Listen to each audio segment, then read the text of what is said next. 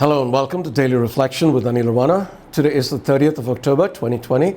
We're going to reflect on Luke 14, 1-6, a short one. Listen. On one occasion when Jesus was going to the house of a leader of the Pharisees to eat a meal on the Sabbath, they were watching him closely. Just then, in front of him, there was a man who had dropsy. And Jesus asked the lawyers and Pharisees, "Is it lawful to cure people on the Sabbath or not?" But they were silent. So Jesus took him and healed him and sent him away.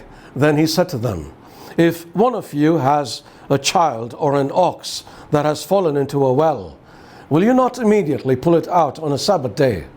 And they could not reply to this. The Gospel of the Lord. This is the third time that Jesus has healed someone on the Sabbath. On one occasion, he healed a man with a shriveled hand. On another, we looked at this a few days ago, he healed a woman who had been crippled for 18 years.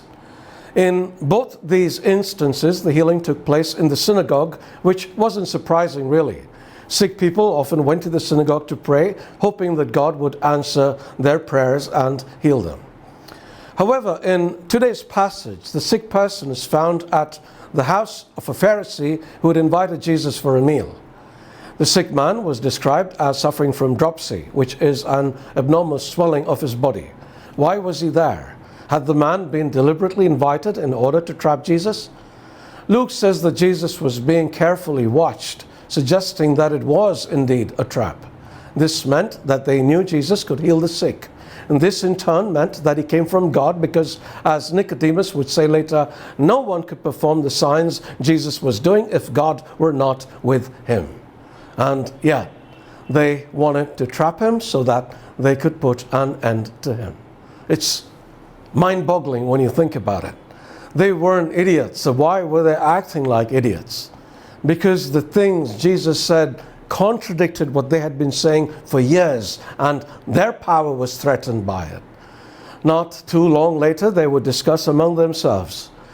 "What are we accomplishing?" they asked. "Here is this man performing many signs. If we let him go on like this, everyone will believe in him, and then the Romans will come and take away both our temple and our nation." Then one of them, a guy named Caiaphas, who was high priest that year, spoke up and said, "You know nothing at all. You do not realize that it is better for you that one man die for the people than that the whole nation perish."